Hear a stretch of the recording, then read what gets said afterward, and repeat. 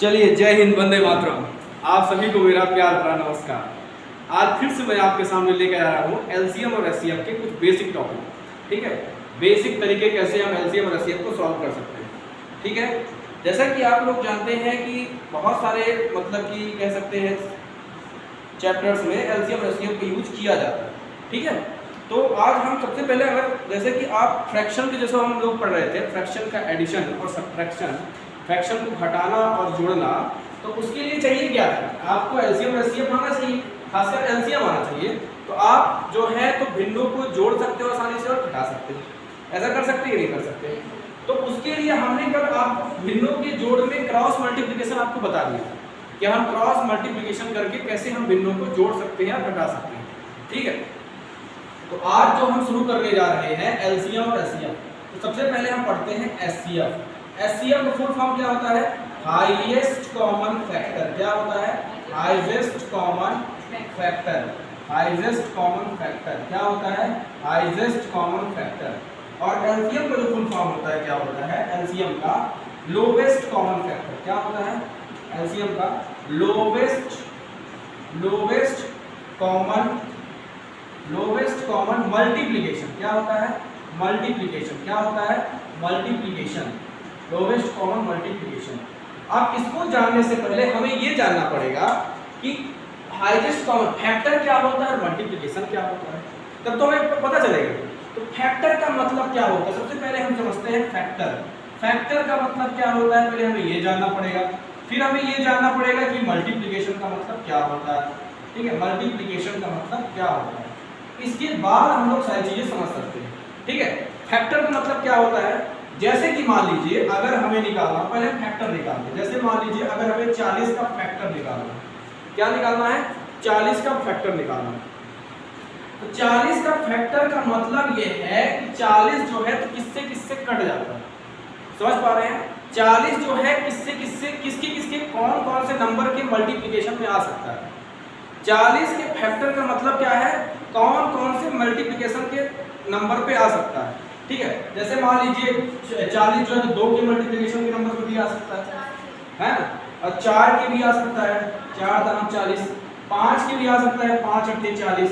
ठीक है, अगर मैं बात करूं 40 और किसके नंबर पे आ सकता है? 6 के नहीं, 8 क्या आएगा? 8 पंचे 40। ठीक है, और उसके बाद 10 के भी आ सकता है, 10 चौक 40, होगा कि नहीं होगा? और फिर उसके बाद किस में आ सकता है?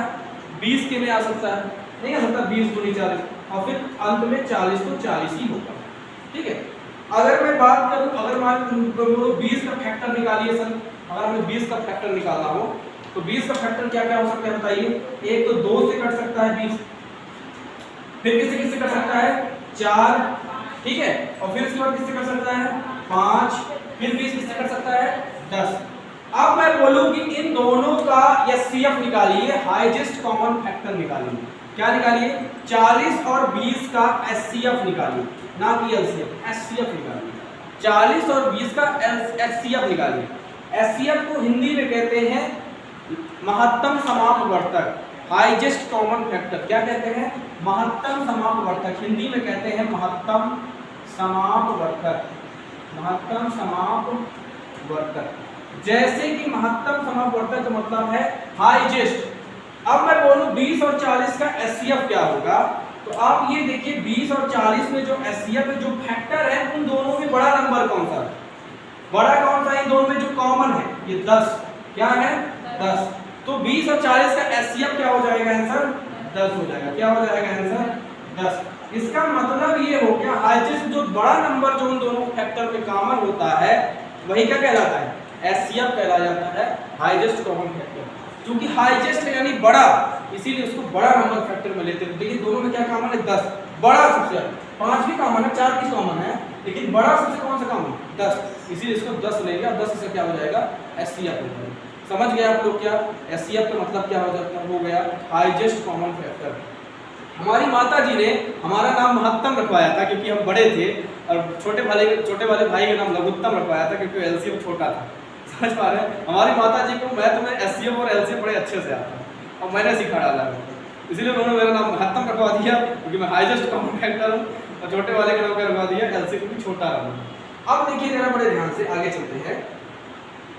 तो ये हो गया एचसीएफ, ठीक है, समझ गए। अब जैसे मैं अगर बोलूं जरा अब बन जाएगा एचसीएफ निकालते हैं। किन्हीं भी दो नंबर का एचसीएफ आप ऐसे ही आसानी से निकाल सकते हैं कि पहले वो नंबर का क्या करिए, ये देखिए किससे किससे आसानी से कट जाएगा, और फिर इसके बाद क्या करिए, लेकिन सबसे ज्यादा जो उपयोग होता है वो एलसीएम का होता है। किसका होता है? एलसीएम का होता है। जैसे मैं बात करूं अगर एलसीएम निकालने के लिए, अगर मैं बोलूं कि 20 और 40 का एलसीएम निकालिए, क्या निकाल, आप 20 और 40 का हटाइए। मैं सबसे ज्यादा जैसे यूज होता है 12 और मान लीजिए मैं बोल दिया 12 और 6 का, मान लीजिए मैं 8 का एलसीएम निकालिए। मैंने आपको बोला 12 और 8 का एलसीएम निकालिए, क्या मैंने बोल दिया? 12 और 8 का। आप एलसीएम का मतलब क्या है? Lowest common multiplication. क्या मतलब है? मल्टीप्लिकेशन, यानी कि मल्टीप्लाई करना है। कब तक करना है सर, हमें ये बताइए, जहां पे उन दोनों का मल्टीप्लाई बराबर ना आ जाए। जैसे कि मैं 12 को यदि मल्टीप्लाई कर, पहले 8 का करता हूं, छोटा नंबर है, 8 दूनी 8, पहले 8 होगा, फिर 16, फिर 24, फिर 32, ऐसे ही होगा। तो 12 करने 12 दूना, पहले 12 फिर 12 दूना 24 होगा। अब आप ये देखिए इन दोनों में सबसे मतलब क्या कह सकते हैं कि कॉमन फैक्टर कौन सा है, जो सबसे लोवेस्ट मल्टीप्लिकेशन, जो कि क्या कहते हैं 12 दूना 24, इसके बाद क्या आ जाएगा 12 24 बात नहीं 36 आएगा। लेकिन ऐसा लोवेस्ट मल्टीप्लिकेशन नंबर कौन सा है जो कि कह सकते हैं कि कॉमन मतलब बराबर फंस रहा है उन दोनों का? तो आप ये देखिए, ये 24 है और ये 24 है, ये दोनों में लोवेस्ट है जो कि फंस रहा है, दोनों में कॉमन। यहाँ से हम कह सकते हैं कि एलसीएम 12 और 8 क्या आ जाएगा? 24 आ जाएगा। अब इसका एक निकालने का तरीका जो हम लोग अपनाते हैं, कैसे? हम लोग ऐसे लाइनें खींचते हैं। क्या खींचते हैं? 12 लिखते हैं, और फिर क्या लिखते हैं? 8 लिखते हैं, और फिर इसको क्या करते हैं, ऐसे डिवाइड करना स्टार्ट करते हैं। डिवाइड कैसे करते हैं हम लोग? इसको सबसे छोटा नंबर 2 से काटेंगे, ठीक है। तो 2 छक्के क्या होगा? 12, और 2 चौके 8, फिर 2 से कटेगा, 2 तिहाई 6, 2 दूनी 4, फिर 2 से कटेगा 3, और 2 एकम 2, फिर बचा क्या? 3 करने 3, ऐसे ही निकालते थे हम लोग। ज्यादा नहीं समझ में आ रहा, ऐसे निकालते थे, ठीक है। और इसको फिर क्या? 3 दूनी 6, दूनी 12, दूना 24। देखो यहाँ दूसरा पूरा मल्टीप्लाई करके 24 ही आ रहा है। या तो हम ये मल्टीप्लाई करके निकाल दें, छोटे नंबर का निकाल सकते हैं, और बड़े नंबर का ऐसे ही हम क्या कर सकते हैं, इस वाली मेथड, गुणनखंड ये वाली जो मेथड है, इसका उपयोग करके हम एलसीएम निकाल सकते हैं। समझ पा रहे हैं? समझ गई खुशी? एलसीएम निकालने का तरीका है आसान कि नहीं? एलसीएम में एक खास बात क्या होगी, जैसे मान लो एक और प्रश्न पूछूं, आप मुझे बताइए कि मैं अगर आपसे प्रश्न पूछूं कि 48 और 12 का एलसीएम क्या होगा, ठीक है। अब तुम ये देख रही हो कि 48 जो है तो 12 से कट जाएगा, क्योंकि 12 चौके 48 होगा। जब डायरेक्ट कट जाए तो इसका मतलब ये 48 ही उसका एलसीएम होगा। क्या होगा? 48 ही उसका एलसीएम होगा। समझ पा रहे हैं कि नहीं समझ पा रहे? अगर मैं अगर आपसे बोलूं 6 और 18 का एलसीएम क्या होगा, तो आप ये देखिए 18 6 से कट जाएगा, 6 3 18, तो क्या हो जाएगा? 18 ही उसका एलसीएम हो जाएगा। ये बड़े नंबर पे भी लागू होता है। अब जैसे कि मैं बात करूं, अगर आपसे प्रश्न पूछूं, आप मुझे बताइए 12 और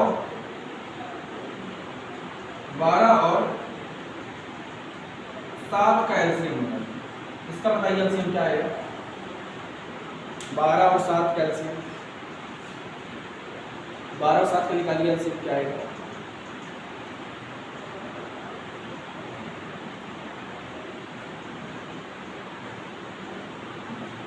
पहले हम लोग करके देखते हैं 12 और 7 का एलसीएम, ठीक है। जरा देखो 12 है यहाँ और यहाँ 7 है, 2 6 12, 7 तो रहेगा ही, 2 3 6, 7 तो रहेगा ही, 3 1 3, 7 तो रहेगा ही, 7 1 7, ऐसा है। अब इसको जरा मल्टीप्लाई करिए, 7 3 21 दूना 42 दूना 84, 84 आया।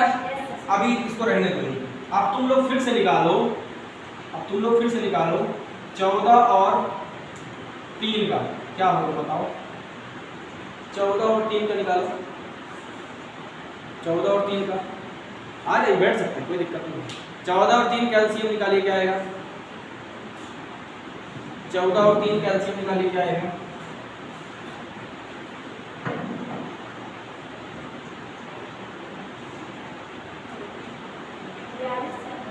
क्या आएगा 42 आएगा। तो यानी कि 14 और 3 का क्या आ गया 42, यानी कि ये भी आया 14 गुणे 3 बराबर 42 डायरेक्ट मल्टीप्लाई करने में। और यहाँ पे भी देखिए 12 सत्ते 84 यानी डायरेक्ट मल्टीप्लाई करने पे आंसर आ रहा है। इसका मतलब क्या है, हमने ये सीखा यदि कोई भी सम संख्या है उसमें अभाज्य संख्या, कोई भी अभाज्य संख्या तो किसी से डिवाइड ना हो, उसका जो अगर एलसीएम निकालना हो डायरेक्ट गुणा करके आता है। लिख सकते हैं आप लोग, यदि कोई सम संख्या है, यदि कोई सम संख्या है और यदि कोई अभाज्य संख्या है, यदि कोई सम संख्या है और यदि कोई अभाज्य संख्या है,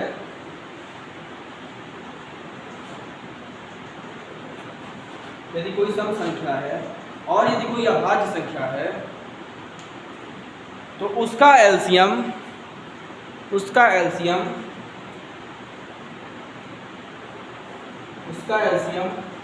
डायरेक्ट मल्टीप्लाई करके आ जाता है, डायरेक्ट मल्टीप्लाई करके आ जाता है, डायरेक्टली मल्टीप्लाई करके उसका आंसर आ जाता है। ठीक है, कोई दिक्कत, कोई समस्या? अब आप लोग मुझे निकाल के दिखाइए 14 और 21 का क्या होगा। आप उसी मेथड से निकालिए 14 और 21 का, बताइए क्या आंसर आएगा। 14 और 21 का एलसीएम निकाल के दिखाइए मुझे। 14 और 21 का सुजाता जी आज अपने बच्चों को जाके पढ़ाइए एलसीएम और एचसीएफ। 14 और 21 का निकालिए क्या आएगा। अरे ये अभाज्य संख्या थोड़ी ना है, तुम डायरेक्ट मल्टीप्लाई क्यों कर रही है। 21 तो बढ़ जाएगा किसी न किसी से। अभाज्य संख्या वे संख्याएं होती हैं जो किसी से नहीं कटती हैं।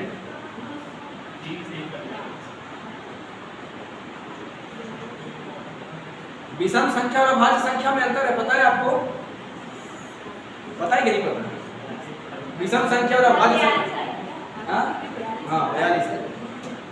क्यों नेहा जी बताइए, विषम संख्या और अभाज्य संख्या में क्या अंतर है?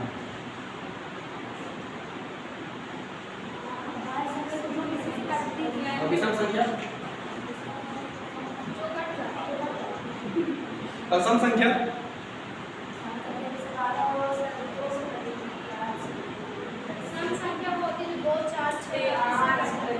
और विषम संख्या तो जो 2 से नहीं कटती है बाकी और किसी से कट सकती है। समझ कर रही है? विषम संख्याएं जो होती हैं वो 2 4 6 8 से नहीं कटेगी, बाकी और से कट जाएगी। समझ पा रही नहीं समझ पा रही? समझ पा रही नहीं समझ पा रही? लेकिन अभाज्य संख्याएं किसी से नहीं कटेंगी। जैसे हम लोग के बचपन में आता था कि 1 से 50 तक की अभाज्य संख्याएं लिखी, आता था नहीं आता था? तो हम लोग लिखते थे 1 3 5 7 9 कटेगा किसी न किसी, 3 दिखाई 9 11 13 17 फिर 23 फिर 29 फिर 19 भी तो है। हाँ 19 भी लिख लो, वेरी गुड 19, ठीक है। फिर 23 29 फिर 31 31 नहीं लगता, फिर 37 फिर 41 फिर 43 फिर 47 50 तक कितनी संख्याएं हैं जो कि अभाज्य संख्या। देखिए 50 तक कितनी अभाज्य संख्याएं हैं, 1 2 3 4 5 6 7 8 9 10 11 12 13 14 15। आपको पता होना चाहिए 1 से 50 तक 15 अभाज्य संख्या होती है। कितनी अभाज्य संख्या होती है? 15 अभाज्य संख्या होती है जो किसी से नहीं कटती है, जो किसी से नहीं कटती है।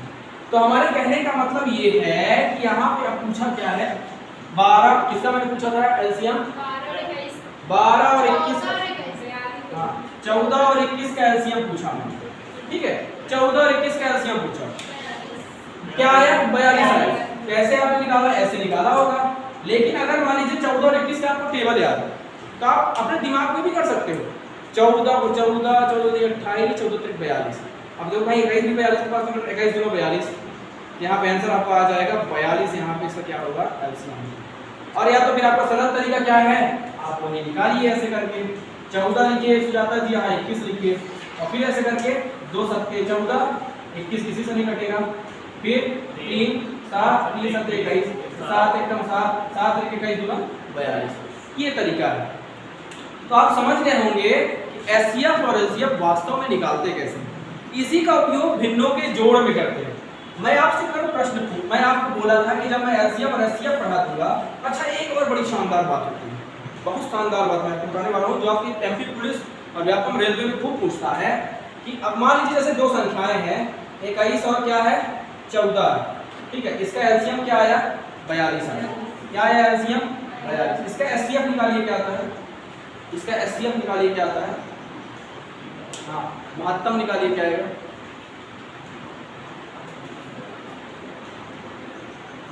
वजन तो थे ही नहीं, हाँ निकालो महत्तम समापवर्तक क्या होगा,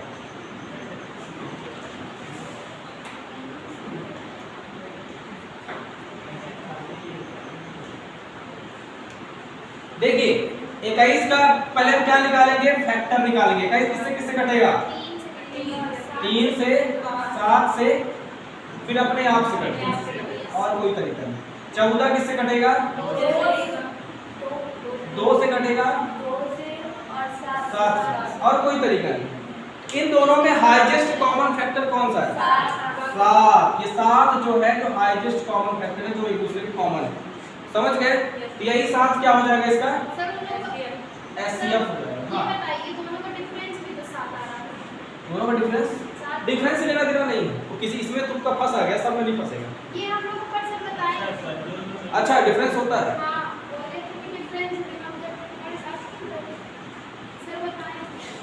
अच्छा तो नहीं हो तो किसी ना किसी दूसरे में बताए होंगे कि ऐसा हो सकता है, मे बी कि किसी ना किसी में ये नियम आपका मतलब उनका फिट बैठ रहा होगा और किस तरीके से बैठ रहा होगा, उसको चेक करके आइएगा, ठीक है। आप उसको एक बार हाँ चेक करके किस में वो नियम बैठ रहा था।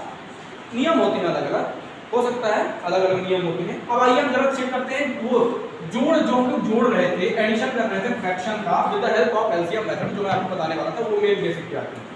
अगर मैं आपसे प्रश्न करूं 6/14 प्लस 8/42 इसको जोड़ लिया, 6/14 प्लस 8/42, हम करेंगे क्या, देख लीजिए पहले इनका एलसीएम निकाल लेंगे। क्या निकाल लेंगे, एलसीएम। बड़े ध्यान से देखिएगा रंजन जी, बड़े ध्यान से देखिएगा। एलसीएम क्या आएगा 14 और 42 का, आप ये देख रहे हैं 14 और 42 एक दूसरे से कट जाएंगे, 14 त्रिक 42, यानी इसका एलसीएम क्या आ जाएगा 42 आ जाएगा, क्या आ जाएगा 42, ठीक है। नीचे के नंबर का हम जोड़ने की क्या निकालते हैं, एलसीएम। इन दोनों का एलसीएम कैसे आ जाएगा, क्योंकि 14 और 42 एक दूसरे से कट जाएंगे, इसे हम डायरेक्टली क्या निकाल सकते हैं, एलसीएम।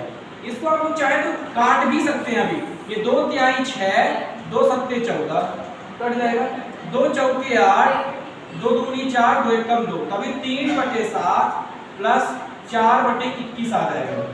अब इसको भी जोड़ेंगे, ठीक है, इसको यदि हम जोड़े तो 7 त्रिक 21 डायरेक्ट कट रहा है, यानी एलसीएम क्या हो जाएगा 21 हो जाएगा। अब 7 का इससे मल्टीप्लाई करें, 7 का देखिए किससे मल्टीप्लाई कर रहा है, 7 त्रिक 21 आ रहा है, क्या आ रहा है 7 तिहाई 21, इस 3 का ऊपर वाले में मल्टीप्लाई कर देंगे, क्या हो जाएगा 3 गुणे 3 हो जाएगा, समझ गए। प्लस अब ये 21 51 21, 21 51 21, 21 एकम 21 1, तो 4 में 1 का मल्टीप्लाई, समझ गए। तो फिर इसके बाद क्या आएगा 9 और प्लस 4/21, तो क्या आएगा 13/21, यही आंसर है। आप लोग जरा मुझे करके बताइए 25/13 प्लस 14/17,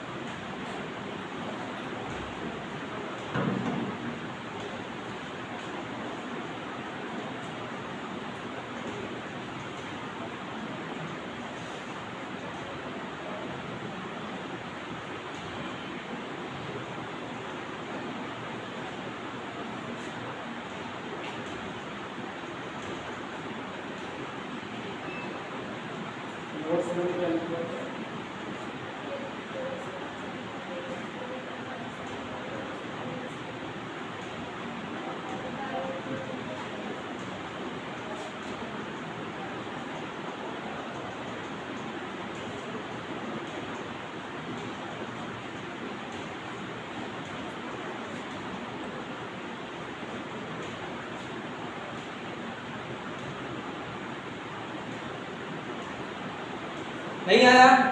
बहुत बड़ा, आप लोग बड़ा कर रहे हैं इसलिए बड़ा है भाई। ये दो अभाज्य संख्याएं हैं, चाहे सम संख्या और एक अभाज्य संख्या हो, चाहे दो अभाज्य संख्याएं हैं, उनका जो एलसीएम आता है उनका गुणा ही आता है। ये भी आप उसमें जोड़ सकते हैं, हाँ लिख लीजिएगा। तो आप इसको डायरेक्ट गुणा मत करिए, 13 × 17 लिख लीजिए, क्योंकि उसका जो एलसीएम आएगा दोनों का गुणा आएगा। अब देखिए 13 एकम 13 हो जाएगा, एक यानी ऊपर किसका मल्टीप्लाई होगा, एक का, किसी से भी एक का मल्टीप्लाई हो वही आंसर आता है। 25 में एक का मल्टीप्लाई हो 25 ना आएगा। अब 17 में इससे 17 कट जाएगा, सॉरी क्षमा चाहेंगे गलत, 25 में देखिए 13 ये 13 कट जाएगा, इसके बाद बचा क्या 17, तो 25 में किसका मल्टीप्लाई करेंगे 17 का मल्टीप्लाई, क्योंकि 13 से 13 कट गया ना, हम लोग यही करते थे, इससे काटते थे, 13 से 13 तो कट गया, बचा क्या 17, 17 यहाँ मल्टीप्लाई प्लस 17 से 17 कट ना गया तो बचा क्या रंजन, 17 से 17 कट गया तो बचा क्या 13, 14 पर क्या हो जाएगा 13। अब यही थोड़ा गुणा भाग करके आंसर आपको लाना पड़ेगा।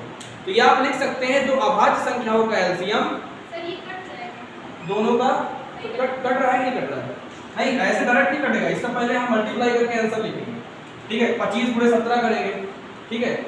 अगर आपको थोड़ा सा आप लोग को डिवाइड अगर अच्छे से आपको गुणा, अब यहाँ पे जो जैसे बच्चे मेरे से पूछते थे कि सर आप हमें ये बताइए कि हम पहाड़ा क्यों याद करें, अब मैं आपको बताता हूँ क्यों याद करें। देखिए जरा, अब मुझे पहाड़ा याद होने का रीजन, 25 दामन 250 होता है, 25 × 7 = 175 होता है, तो 250 में 100 जोड़ देंगे तो 350 होगा और 75 और देंगे 425। आप इसको मल्टीप्लाई करते रह जाएंगे और हमारे जैसे स्टूडेंट इसको 425 लिख देंगे, ठीक है। अब आप ये कहेंगे 14% टेबल क्यों याद होना चाहिए, 14 दाम 140 होता है, 14 42 होता है, तो 140 में 42 जोड़ देंगे तो 182 आ जाएगा, 182 यहाँ पे ये लिख देंगे। अब बटे क्या होगा 13 × 17 सर है ना, 13 × में क्या करना है 17 करना, 13 दाम 130 होता है और 13 7 क्या होता है 95, 130 में 100 जोड़ देंगे 230 में घटा दिए 221, यहाँ पे क्या आएगा 221। ये मल्टीप्लाई आपको सीखना पड़ेगा, कैसे वो हम सिखाएंगे कि किस तरीके से आप सरल का मल्टीप्लाई आप कर सकते हो। आप इसको जोड़ने का भी तरीका आप देखिए कैसे, अगर मेरे तरह स्टूडेंट जो खासकर स्टूडेंट हो कैसे जोड़ते हैं, 425 में 182 जोड़ना है, आप 182 ना जोड़िए, आप 200 जोड़ दीजिए, तो 525 625 हो जाएगा, 625 हो जाएगा, लेकिन 200 से कितना कम है 18, उसमें 625 में 18 कम कर दीजिए, 625 में 18 कम करेंगे तो क्या आएगा 607, यहाँ पे डायरेक्ट 607 हो जाएगा, अब बटे 221, बटे क्या हो जाएगा 221, यही आपका आंसर हो जाएगा। समझ पा रहे हैं, यही आपका आंसर हो जाएगा। इस तरीके से करना चाहिए, समझ गए कि नहीं समझ गए, समझ गए कि नहीं समझ गए, ये तरीका है आपको जोड़ घटाना गुणा भाग करने का, ठीक है। कोई समस्या इस तरीके से, इसीलिए आपको टेबल जरूर याद होना चाहिए। मुझे 30 तक 35 तक टेबल याद है, इसीलिए कैलकुलेशन थोड़ा मेरी तेज होती है, मैथमेटिक्स में मुझे अगर मेथड पता है मेरे को कैलकुलेशन बड़ी तेजी से आती है। समझ पा रहे हैं कि नहीं समझ पा रहे हैं, ठीक है। तो आपने ये भी सीखा कि दो अभाज्य संख्याओं का अगर हमें एलसीएम निकालना हो तो दोनों का क्या आंसर आएगा मल्टीप्लिकेशन। एक और क्वेश्चन कर दीजिए फिर यही खत्म कर देते हैं, एक और क्वेश्चन कर दीजिए एलसीएम जोड़ना फिर यही खत्म। अच्छा घटाने का ऊपर दीजिए, ऐसा जोड़ा वैसे घटाना करना है। तो मान लीजिए अगर है यहाँ पे 8 बटे 12, 12 नहीं लिखिए 14 लिखिए, माइनस 6 बटे 6 7 करनी, 7 बटे 24, निकालिए इसका आंसर क्या है।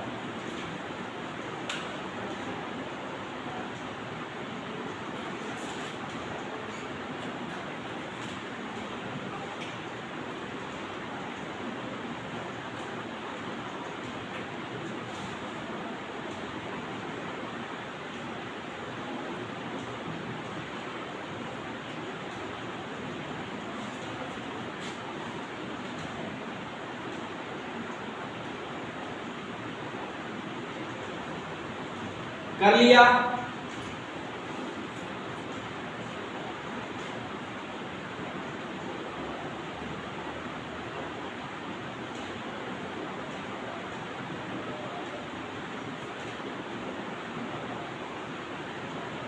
नहीं आया आंसर, पहले जल्दी से 14 और 24 का एलसीएम निकालना पड़ेगा। अब देखिए 24 का टेबल सबको याद नहीं होगा कहाँ तक पहुंचेगा, ठीक है, कोई दिक्कत। तो हम करेंगे क्या, जल्दी से यही तरीका पाएंगे, 14 और 24 का निकाल लेते हैं, ठीक है। तो पहले 2 से कटेगा, 2 7 14, 2 12, 2 6 12, 2 3 6, ये देखिए मैं कैसे निकालता हूँ।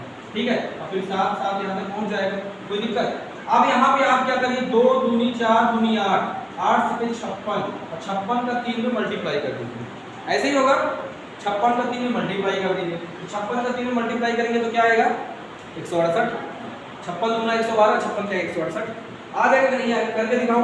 56 गुणे 3 कर लीजिए, 3 छंग 18, 3 पचे 15, 116, ये देखिए ठीक है। 56 क्या आएगा 168। अब यहाँ पे क्या लिखें, आप एक तरीका और अपना सकते हैं, 1 मिनट के लिए यदि किसी से नहीं आ रहा है सर इतना बड़ा हम क्यों निकालें, आप ये भी कर सकते हैं।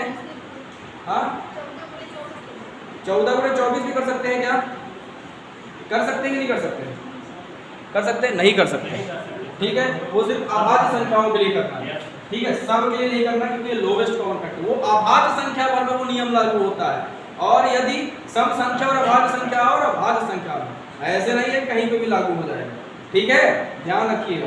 तो यहाँ पे फिर क्या होगा आप देखिए जरा, 168 आया, यहाँ पे 168 लिखिए। अब इसको काटिए 14 से, कैसे कटेगा, 14 धाम 140 होता है कि नहीं होता, आप लोग सीखिए जैसा मैं कर रहा हूँ। 14 धाम 140, 11 का मल्टीप्लाई करेंगे तो 154 आएगा, 12 का मल्टीप्लाई करेंगे तो 168 आएगा। तो 8 गुणे यहाँ क्या कर देंगे 12, क्यों 12 की समझ में आया नहीं।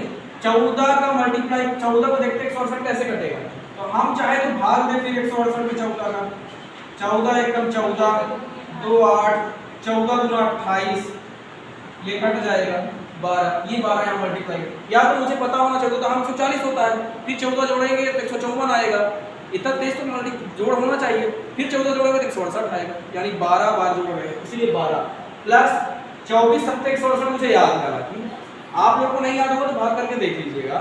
24 सत्ते क्या होगा, सॉरी 24 गुना 48, 24 देर रहता, 24 चौको 96, 24 पंचे 120, 24 छक्के 144, 24 सत्ते 168। तो यहाँ पे क्या होगा 7 गुणे 7 हो जाएगा, 12 के 96 प्लस 49 डिवाइडेड बाई 168। अब इसको कैसे करेंगे सॉल्व, 96 और 49 को जोड़िए, कैसे जोड़ेंगे, अच्छा माइनस है तो यहाँ माइनस कर देंगे, ठीक है, माइनस है तो यहाँ क्या करेंगे माइनस कर देंगे। 96 और 49 घटाइए क्या आएगा, 49 गुना 98 होता है, तो कंफर्म है क्या आएगा 47 आएगा, क्या आएगा 47, 168, यही आपका आंसर हो जाएगा, क्या हो जाएगा, यही आप समझ पा रहे हैं। इस तरीके से हमें करना है। एक जरा विषम संख्या और अभाज्य संख्या को करके देख लेते हैं कि क्या उसका भी फिर उसी तरीके से हम लोग उसका भी बना देंगे, रटना नहीं है, हमें देख करके देखना। जैसे विषम संख्या क्या ले लेते हैं, जैसे मान लीजिए ले लेते हैं जो किसी न किसी डिवाइड होती है, जैसे मान लीजिए हम ले लेते हैं 7 बटे यदि ले लें हम, अच्छा विषम संख्या का एलसीएम निकालो, विषम संख्या और अभाज्य संख्या, कोई यदि मान लीजिए विषम संख्या क्या है 21 है और अभाज्य संख्या मान लीजिए कोई क्या है 7, 11 लेना है, ठीक है 11 ले लो। अब इसका एलसीएम निकाल कर दिखाइए, इसका एलसीएम निकाल कर दिखाइए, इसका भी एलसीएम मल्टीप्लाई करके आएगा, यानी अभाज्य संख्या का कहीं पे भी रोल आ जाएगा। 131, हाँ अभाज्य संख्या का कहीं पे भी रोल आ गया तो उसका आंसर क्या आएगा मल्टीप्लाई करके आएगा। अभाज्य संख्या का कहीं पे भी रोल आ गया तो उसका आंसर कहाँ पे आएगा मल्टीप्लाई करके एलसीएम में आएगा। समझे कि नहीं समझे। अब जरा बताइए मुझे 11 और 21 में कोई मल्टीप्लिकेशन फैक्टर फंस रहा है क्या, 11 बताइए 11 और 21 का आपका जरा देखिए, 21 और 11 आप करके देखिए, ये कट जाएगा 3 7 21, 11 7 एकम 7 और फिर 11 से कटेगा, तो जितना 11 से 77 गुणे 3 बराबर 77 को करेंगे उतना 21 गुणे 11 कर दीजिए, ऐसा आ जाएगा। 21 गुणे 11 करेंगे तो क्या आएगा 21 दाम 210 होता है, 21 दाम 210 होता है कि नहीं होता, बस एक और 21 जोड़ दीजिए 231, तो आपका आंसर क्या आ जाएगा 231 इसका आंसर है।